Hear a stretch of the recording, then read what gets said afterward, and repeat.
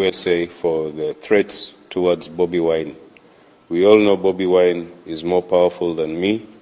I have a drinking problem, that's why I post useless stuff on X. I'm on my knees. President Trump, truly so.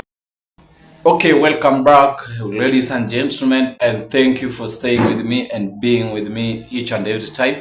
And if it is your first time, please remember to subscribe on this channel, to give this channel a support of subscription so that this channel can grow. Today's news is about one-on-one in Uganda. General MUHOOZI kwa hakika aomba Trump msamaha. General MUHOOZI needs forgiveness to Trump. So watch this video the way General MUHOOZI anaomba msamaha, then I will come for more reaction. And if it is your first time, remember to subscribe, to like and to share. Thank you. May God bless you as you are going to watch this video. Kainerugaba, who is also President Museveni's son, made a U-turn. He deleted the post and issued an apology to the US. It all started with a post on X, which is Kainerugaba's favourite place to wage wars and attack his enemies. This is what he posted. Because of the present situation where an opposition leader kidnapped himself and is missing, and according to our best intelligence, he did all this in coordination with the current administration at the US Embassy in our country. We, as UPDF, suspend all cooperation with the current administration at the US Embassy in Kampala.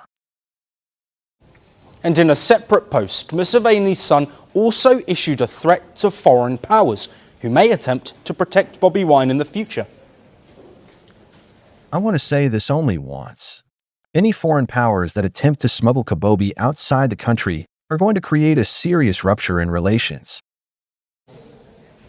But soon, Kainerugaba reversed his stance. He deleted the post within an hour of putting it up and shared this message. I want to apologize to our great friends, the United States, for my earlier tweets that I have now deleted. I was being fed wrong information. I have spoken with the U.S. ambassador to our country, and everything is okay. We are going to continue our military cooperation as usual. And this was pretty quick. Now, Museveni's son was unusually quiet during the election campaign, but as soon as his father was declared the winner, he resumed his inflammatory online postings. And his top target has been Bobi Wine. Kainerugaba has said that the manhunt is underway and that he will catch Bobi Wine either dead or alive. He has also denied allegations that his men assaulted Wine's wife Barbie during a military raid at their home. Wine has accused President Museveni of rigging elections, which were marred by an internet shutdown while the opposition was either sidelined or silenced.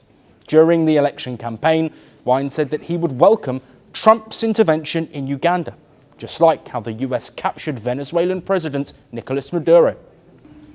And I believe that any assistance that comes our way is helpful. However, that assistance should not be to take over our country. That's why I firmly believe that the responsibility to liberate our country, to govern our country and to move it forward lies entirely with the people of Uganda. Well, even though Wine has been in hiding, he has been actively posting on X and retaliating to the army chief's threats. What he is saying to Kainerugaba is catch me if you can. It appears like a run and chase game playing out on X. Wine has said he will reappear whenever he thinks the time is right. He remains in Uganda, but his exact whereabouts are unknown. Meanwhile, Kainerugaba is visibly growing impatient. And joining us to discuss this further is Wambui Nejuhi Nzigo, a political risk analyst at Control Risks, joining us live from Nairobi, Kenya. Welcome to First Post Africa. Thank you so much. It's a pleasure to be here. Let's first look at this comment and this post that has come from Kainerugaba, and then he's redacted it. What do you think this shows? And can you explain a little bit more behind the thinking of this post and its redaction? Do you believe his comments that wrong information was fed to him? Yeah, so it's not clear whether this is actual intelligence that he received, or maybe it was a speculation based on the fact that Bobi Wine has previously retreated to the US. But in terms of why he retracted the tweet, I think this has been a common pattern with MUHOOZI. So in the past, his father has been forced to apologize to Kenyans after MUHOOZI tweeted something implying that Uganda could capture Nairobi. And similarly, his uncle, General Salim Saleh, has also had to issue an apology to the European Union due to tweets from MUHOOZI. So this is a common pattern that has gone on with MUHOOZI issuing tweets or statements on social media and then retracting them soon afterwards, and should not be surprising to anyone.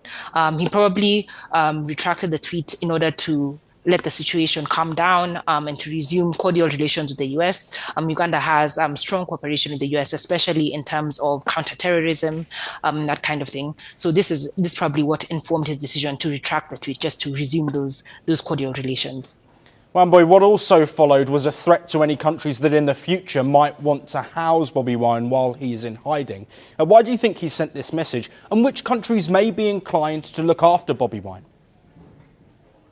Yeah, so as I have just mentioned, Bobi Wine has previously sought asylum in the US. So that is definitely one avenue that might be available to him. But other than the US, I think many countries, seeing what is going on social media right now, with the kind of statements that are coming out of General MUHOOZI Kainerugaba, who is the head of the military, many countries might feel that Bobi Wine's life is in danger and might be inclined to offer him asylum. So this is not necessarily limited to the US, but many other countries that value democracy, whether that is a country within the region or other countries abroad, would have expressed a willingness to house Bobi Wine, just from the standpoint of political asylum. And Wamboy, let's build on that then. What do you think the wider African perspective on the ongoing situation in Uganda is? So I would say that the wider African perspective is that President Museveni has been in power for a long time and is well respected across the continent. I think many young people might say that they are in favor of Bobi Wine just because he has that sort of support base among young people, both in Uganda and across the continent. So I would say that opinion is slightly divided, and depending on who you ask, you might get a different perspective on this. And finally, Wamboy, of course, many experts believe that Kainerugaba is the president in waiting. I've grown used to seeing this sort of statements from him on social media, so it doesn't come as that much of a surprise.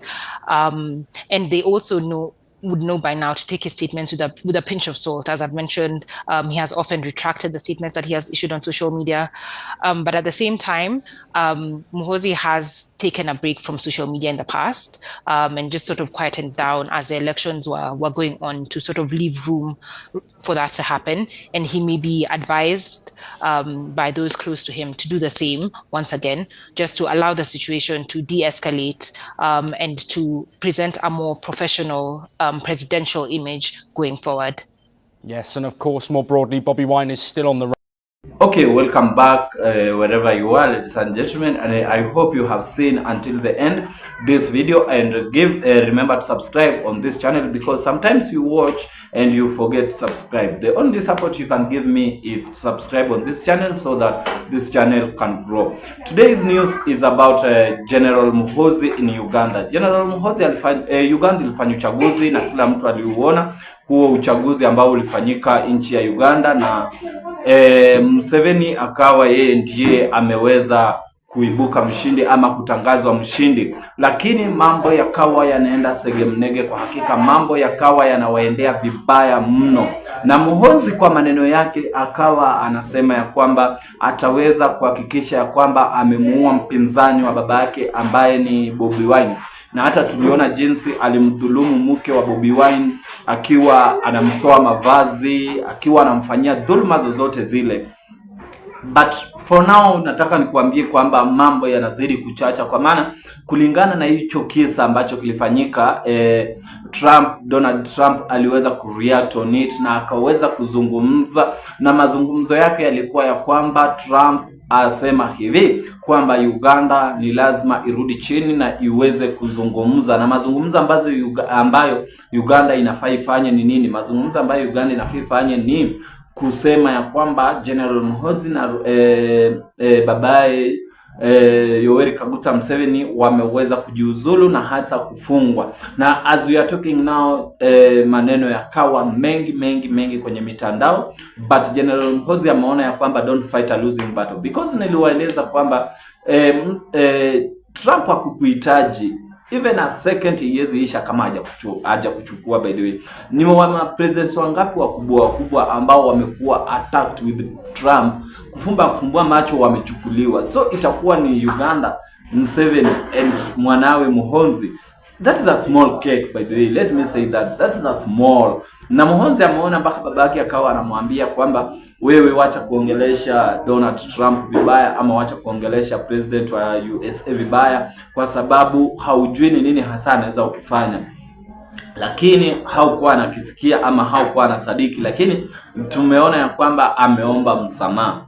For real, General MUHOOZI ameomba msamaha, amesema ya kwamba Trump aweze kumsamea. Alikuwa anaongea au kwa anajua nini hasa anaweza ukifanya ama anakifanya. So huo msamaha wa General MUHOOZI, je, utaweza kufanywa manani, ama Trump ataweza kukubali? Je, Trump ataweza kukubali? Kwa maana hata uombe msamaha and yet Bobi Wine, as we are talking now, hatujui Bobi Wine yuko wapi, hatujui kama yuko salama, hatujui kama mkewe aliweza kwa hiyo dhuluma yote ambayo alifanyiwa, hatujui kama mambo yaliweza kupoa ama kuisha kule Uganda. Na ndipo unaona ya kwamba kuna kitu kinaendelea between Uganda, Tanzania and Kenya.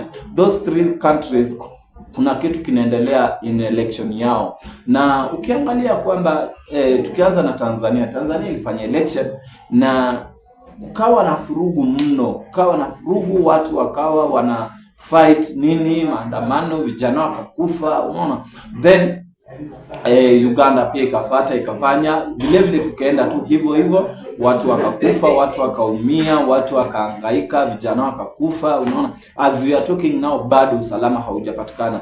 Mwaka 2027 pia kwetu kutafanyika uchaguzi mkuu. Je, huo mkondo utaweza kufuata nchini kwetu Kenya, ama kwetu kutakuwa na usalama? Shukrani kwa kunitazama, na if it is the first time to view this video, remember to subscribe, to like and to share, to give this video a support of subscription, like and share this video. Thank you, may God bless you so much. This is MIKEANN'S K254. Thank you, may God bless you. Until we meet again in another video. Thank you.